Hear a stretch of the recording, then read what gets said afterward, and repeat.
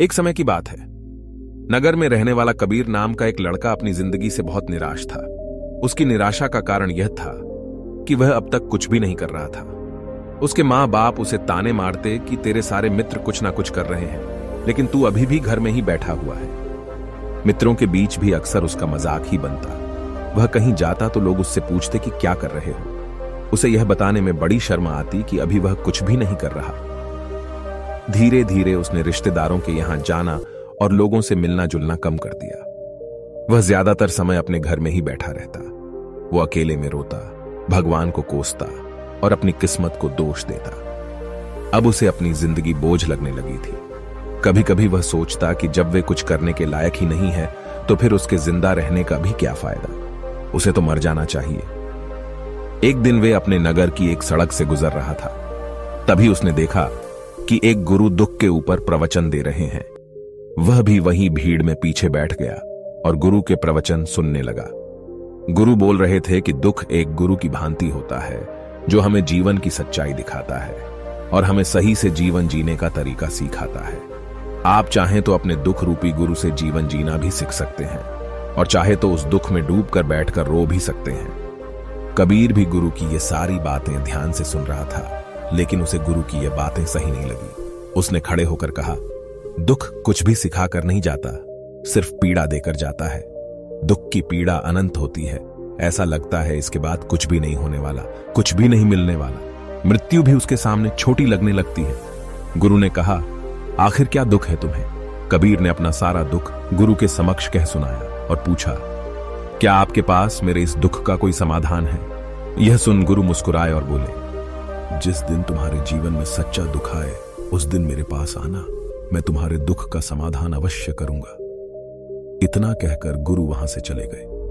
कबीर ने सोचा, क्या मेरा दुख सच्चा नहीं है? क्या जिसने से गुजर रहा हूं वो छोटा है? कोई भी मेरे दुख को नहीं समझ सकता। जब मां बाप नहीं समझ पाए तो गुरु के समझेंगे। अपने दुखों से परेशान होकर कबीर ने एक निर्णय लिया कि अब वह कुछ करके दिखाएगा। उसने एक छोटा सा व्यापार शुरू किया, लेकिन उसमें उसे सफलता नहीं मिल रही थी। पर उसके घर वाले खुश थे कि वह कुछ तो प्रयास कर रहा है। वह अपने व्यापार में जुटा रहा और उसे धीरे धीरे सफलता भी मिलने लगी। फिर उसने रफ्तार पकड़ ली और सिर्फ 3 साल के अंदर ही वह एक बड़ा व्यापारी बन गया। अब कबीर के चारों तरफ ऐसे बहुत से लोग थे जो उसकी चिंता करते थे, उसे पसंद करते थे, उसके काम की प्रशंसा करते थे। अब उसके घर वाले भी उसकी प्रशंसा करते नहीं थकते थे। दिन प्रतिदिन उसके मित्रों की संख्या बढ़ती जा रही थी। अब वो अपनी जिंदगी से बहुत ही खुश था। उसके कुछ मित्रों ने उसे सलाह दी कि जब तुम बड़े व्यापारी बनकर इतने खुश हो तो सोचो कि अगर तुम इस नगर के, इस राज्य के सबसे बड़े व्यापारी बन जाओ तो तुम्हारे पास कितना सुख होगा, कितने लोग तुमसे जुड़ना चाहेंगे, तुम्हारा कितना यश फैलेगा। स्वयं राजा भी तुमसे मित्रता करना चाहेंगे और जरूरत पड़ने पर तुमसे ही धन उधार लेंगे। मित्रों की यह बात कबीर के मन में घर कर गई। अब उसने और भी धन कमाने का प्रयास शुरू कर दिया, लेकिन उसे यह सब कुछ बहुत ही जल्दी चाहिए था। वह सब कुछ प्राप्त करने में अपना ज्यादा समय बर्बाद नहीं करना चाहता था। इसीलिए उसने ऐसे भी कार्य करने शुरू कर दिए जो उचित नहीं थे। उसने बड़ी मात्रा में अपने मित्रों से धन उधार लेना शुरू कर दिया। ज्यादा मुनाफा कमाने के लालच में अपने सामान में मिलावट करने लगा। उसने दूसरे व्यापारियों के खिलाफ षड्यंत्र भी रचे, उन्हें डराया धमकाया। जैसा जैसा उसके मित्र उससे कहते गए वही करता गया। वह इन तरीकों से ज्यादा धन तो कमा रहा था, लेकिन अब उसके जीवन में सुकून नहीं रह गया था। उसके मन की शांति गायब हो गई थी। उसे रातों में नींद नहीं आती थी। सुख साधन की सारी वस्तुएं होने के बाद भी उसे किसी में सुख नहीं मिल रहा था। एक दिन कबीर अपनी बग्गी में सवार होकर कहीं जा रहा था। तभी रास्ते में उसे गुरु का आश्रम दिखा। वह रुक गया। वह गुरु के पास जाकर बोला, गुरुदेव, आपने कहा था कि जब तुम्हारे जीवन में सच्चा दुख आए तब मेरे पास आना। अब मैं बहुत दुखी हूं। मेरे रातों की नींद गायब हो गई है। मुझे कहीं सुकून नहीं मिल रहा। इस तरीके से कबीर ने अपनी सारी समस्या गुरु के सामने कह सुनाई। गुरु ने कहा, जब तुम मुझसे पहली बार मिले थे तब भी तुम किसी दुख में थे। तुमने उस दुख से क्या सीखा? कबीर नहीं कहा, मैंने सीखा कि सिर्फ सोचने और चिंता करने से कुछ नहीं होता। अपनी सोच को सच करने के लिए कर्म करना पड़ता है और सिर्फ कर्म करने से भी कुछ नहीं होता। अपने कर्म को अंतिम पड़ाव तक ले जाना भी आवश्यक होता है। चाहे रास्ते में कितनी मुश्किलें आईं, मन कितना ही निराश हो, कितना ही लगे कि अब आगे कुछ भी नहीं होने वाला, तब भी यह मानकर चलो कि मैं जो भी कर रहा हूं उसमें सफल अवश्य होगा। लोग सिर्फ सफल व्यक्ति को ही सम्मान देते हैं, फिर चाहे कोई कितना ही अच्छा क्यों ना हो, वह लोगों की नजरों में होता है। यह सब सुन गुरु मुस्कुराए और बोले, यह असली दुख नहीं है। जब तुम्हारे जीवन में असली दुख आए तब मेरे पास आना, मैं उसका समाधान अवश्य करूंगा। कबीर नहीं जाते समय गुरु को सोने के सिक्कों से भरा घड़ा भेंट किया। खड़ा देखकर गुरु ने कहा, यह मेरे किसी काम का नहीं, इसे उस पेड़ के नीचे गड्ढा खोदकर दफना दो। कबीर ने गुरु के कहे अनुसार घड़े को पेड़ के नीचे दफना दिया और वहां से चला गया। कुछ दिनों तक तो व्यापार अच्छी तरक्की कर रहा था, लेकिन गलत व्यापार की वजह से ही धीरे धीरे उसे व्यापार में घाटा होने लगा। उसकी सारी धन संपदा धीरे धीरे खत्म होने लगी और एक दिन ऐसा आया जब उसके पास कुछ भी नहीं बचा और वह कर्जे से लग चुका था। लेकिन वह निश्चित था, क्योंकि उसने सारा कर्ज अपने मित्रों से ही लिया था। मैं सोचता था कि उसके मित्र बुरे समय में उसका साथ देंगे, लेकिन ऐसा कुछ भी नहीं हुआ। बुरा समय आते ही मित्रों ने ही सबसे पहले अपना उधार मांगना शुरू किया और उधार वापस न करने पर जान से मारने की धमकी भी दी। उसके शुभ चिंतक, उसे चाहने वाले सब उससे दूर हो गए। उसके वो मित्र जो उसके साथ मौज मस्ती किया करते थे, अब उससे दूर भागने लगे। उसके परिवार वाले उसे उसकी गलतियां और कमियां गिनाने लगी। उसकी सारी संपत्ति नीलाम हो गई और उसके पास कुछ भी नहीं बचा। उसने अपने पिता से सहायता मांगी तो पिता ने कहा, मेरे पास ये थोड़ी सी ही संपत्ति है, अगर मैं यह भी तुम्हें दे दूंगा तो तुम्हारी मां को कहां रखूंगा? इस संपत्ति हमारा आखिरी सहारा है। कबीर के भीतर बहुत गहरा दुख था। उसके आसपास ऐसा कोई भी नहीं था जो उसके दुख को समझ सके, उसे संभाल सके। लोगों से मिले इस धोखे और विश्वासघात की वजह से वह अंदर तक टूट गया। उसे लगने लगा, अब जीने का क्या मतलब? अब तो मृत्यु हुई एकमात्र सहारा है, वो है आत्महत्या करने। एक भारी की तरफ जा रहा था कि तभी उसे याद आया, गुरु ने कहा था, जब तुम्हारे जीवन में असली दुख आए तब मेरे पास आना। कबीर गुरु के पास गया और अपना सारा दुख के सुनाया। वहीं आंखों में आंसू भरकर बोला, मेरे इस दुख का समाधान कीजिए। गुरुदेव गुरु ने कहा, जब तुम्हारे जीवन में असली दुख आए तब मेरे पास आना, मैं उसका समाधान अवश्य करूंगा। कबीर ने कहा, क्या अभी जो मेरे जीवन में घट रहा है वो दुख नहीं है? आखिर असली दुख होता क्या है? गुरुदेव गुरु ने कहा, सबसे पहले तुम ये बताओ कि तुमने अपने इस दुख से क्या सीखा? कबीर ने ही कहा, मैंने सीखा कि जो लोग हमारी सफलता, हमारी तरक्की की वजह से हमारे जीवन में आए हैं, वो हमें धोखा अवश्य देंगे, क्योंकि वह बुरे समय में हमारे साथ खड़े नहीं होंगे। वह केवल अच्छे समय में हमारा फायदा उठाएंगे और बुरे समय में छोड़कर चले जाएंगे। भरोसा केवल उन्हीं लोगों पर करना चाहिए जो हमारे बुरे समय में, असफलता के समय में हमारे साथ खड़े रहते हैं। लेकिन ऐसे लोग बहुत ही कम होते हैं, पर जिसके पास होते हैं उन्हें उनकी कद्र करनी चाहिए, उनका अपमान नहीं करना चाहिए। मैंने यह भी सीखा कि कभी किसी के खिलाफ षड्यंत्र नहीं रखना चाहिए। ईमानदारी और धैर्य के साथ अपना काम करना चाहिए और कभी लालच नहीं करनी चाहिए। अपना सारा दुख और अनुभव बताने के बाद कबीर आंखों में आंसू भरकर गुरु के सामने बैठा रहा। थोड़ी देर बाद गुरु उठे और उस पेड़ के नीचे गड्ढा खोदकर वह घड़ा बाहर निकाला जो सोने के सिक्कों से भरा हुआ था और उसे कबीर को दे दिया और कहा, जब तुम्हारे जीवन में असली दुख आए तब मेरे पास आना। कबीर ने गुरु को धन्यवाद दिया और उन्हें प्रणाम कर वहां से चला गया। उसने उस ढंग से एक छोटा व्यापार शुरू किया। अब वह एक छोटा व्यापारी बनकर भी खुश था। उसने पूरी लगन और ईमानदारी से व्यापार किया। देखते ही देखते वह अपने नगर का फिर एक बड़ा व्यापारी बन गया। उसका जीवन खुशियों और सुविधाओं से भर गया। लेकिन कोई कितना भी अच्छा हो, कितना भी अच्छा काम करें, दान करें, पुण्य करें, लोगों की मदद करें, लेकिन जीवन में दुख तो आता ही है। तो कबीर के जीवन में भी दुख आया। उसके माता पिता की मृत्यु के रूप में वो दोनों एक ही दिन मृत्यु को प्राप्त हो गए। कबीर अपने माता पिता से बहुत प्रेम करता था, इसलिए उसे उनकी मृत्यु से बहुत गहरा आघात पहुंचा।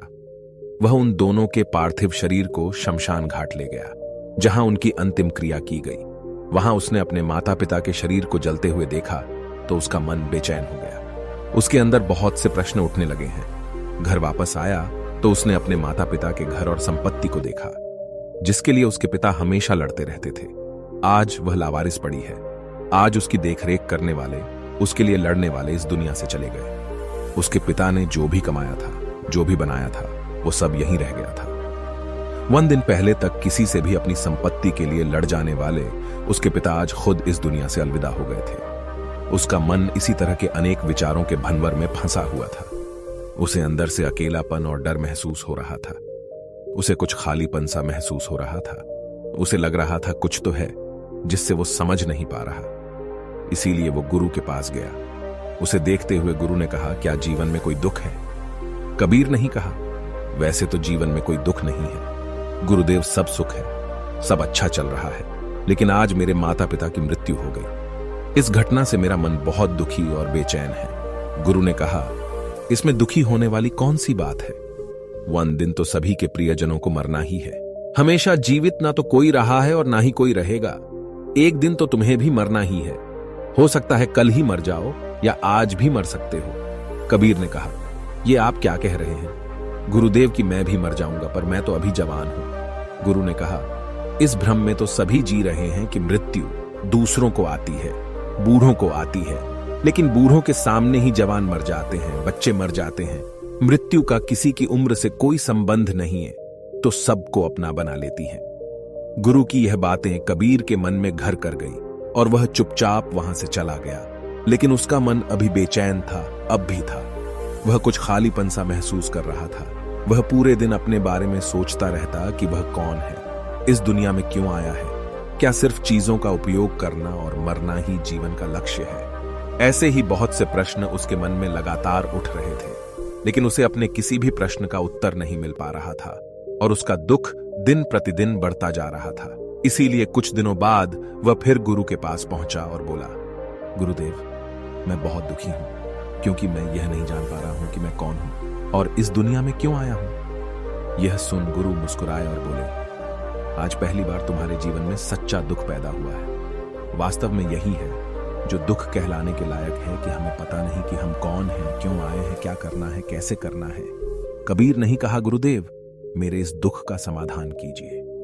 गुरु ने कहा, हम सभी इंसान जीवन भर का इकट्ठा करते रहते हैं। कबीर नहीं कहा, हम सभी इंसान जीवन भर धन, संपत्ति, मान, सम्मान, परिवार, मित्र, शत्रु, पद, प्रतिष्ठा इत्यादि इकट्ठा करते रहते हैं। गुरु ने कहा, क्या इन इकट्ठा की हुई सभी चीजों में से एक भी चीज को अपने साथ ले जा सकते हैं? कबीर ने कहा, नहीं गुरुदेव, इनमें से कुछ भी साथ नहीं जाता।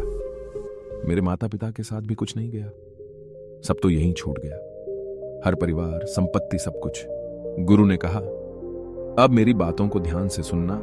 इस दुनिया में हमें जो इकट्ठा करना चाहिए वो तो हम कभी इकट्ठा करते ही नहीं। चीजें हमारे सामने ही होती है, लेकिन हम उन्हें देखने का प्रयास ही नहीं करते। इस दुनिया में हमें जिस चीज को इकट्ठा करना है वो हम खुद हैं। हमें खुद को इकट्ठा करना है ताकि जब मृत्यु हो तो हम एक हो सके और स्वयं को पहचान सके। हम भीतर से बंटे हुए हैं। हम बंटे हुए हैं प्रेम में, नफरत में, क्रोध में, जलन में, क्रूरता में, धन में, संपत्ति में, पद में, प्रतिष्ठा में, मान में, पहचान में, धर्म में, जाति में, ऐसे ही सैकड़ों हजारों चीजों, और वास्तव में हम बंटे हुए हैं। हम टुकड़ों में जीवन जी रहे हैं। इस बंटवारे की वजह से हमारी चेतना कभी एक नहीं हो पाती। हमारी चेतना शक्ति बिखर गई है। इसीलिए हमारे पास इतना भी समय नहीं है, इतनी भी ऊर्जा नहीं है कि हम मुड़कर एक बार अपने भीतर देख सकें।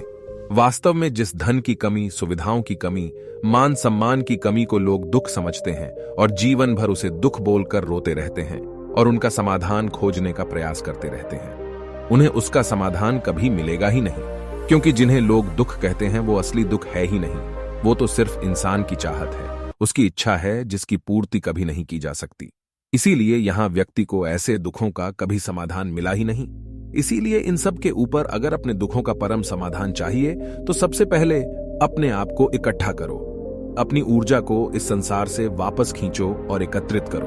अपने ऊपर ध्यान दो, खुद पर ध्यान लगाओ। मृत्यु से पहले अपने आप को पहचान लो। ऐसे ही बिखरे हुए मत चलो। कबीर नहीं कहा, तो क्या गुरुदेव हमें यह संसार छोड़ देना चाहिए? अपनी सभी इच्छाओं को मार देना चाहिए। किसी से प्रेम नहीं करना चाहिए। धन संपत्ति नहीं इकट्ठा करनी चाहिए। मान सम्मान की आशा छोड़ देनी चाहिए। गुरु ने कहा, एक बिखरे हुए मनुष्य के अंदर से कामनाएं, इच्छाएं और वासनाएं ऐसे ही निकलती हैं जैसे पहाड़ से कोई पत्थर गिर रहा हो जिस पर पहाड़ का कोई नियंत्रण नहीं है। सिवाय देखने, परेशान होने और कुछ खोने के। इसी प्रकार एक बिखरे हुए मनुष्य की इच्छाएं अनियंत्रित और दुखदायी होती हैं। उसका अनियंत्रित मन कुछ भी इच्छाएं और कल्पनाएं करता रहता है और दुखी होता रहता है। लेकिन जब व्यक्ति एकत्रित हो जाता है तो वह जो भी करता है सब उसके नियंत्रण में रहता है। तभी इच्छाएं भी उसकी इच्छा से निकलती हैं। कबीर ने कहा, गुरुदेव, आपने मेरे सच्चे दुख का समाधान कर दिया।